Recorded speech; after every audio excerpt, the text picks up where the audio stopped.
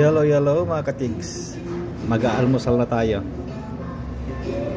Ito ngayon ang linagay ko sa oatmeal ko ay yung brown sugar. Hindi ako naglagay ngayon ng honey. Tignan natin yung brown sugar, granola at saka yung berry, dried berries, plus yung mayonnaise palagi yan. Kasi sabi nila healthy rin daw yung yung brown sugar. At ang aking panulak ay tea. Ito yung sinasabi ko, na yung hawakan ng tea at saka yung ano niya, yung lagayan niya ay parehas ang design. Ayan.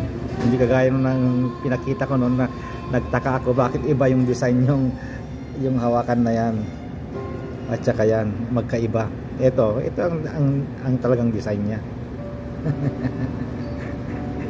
Nagtaka lang ako noon kasi bakit iba yung nasa loob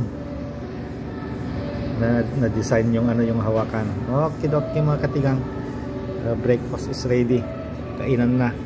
Ayan, walang kamatayan mayonnaise. Ayan. Okay. Kainan na mga katigs. Bye bye.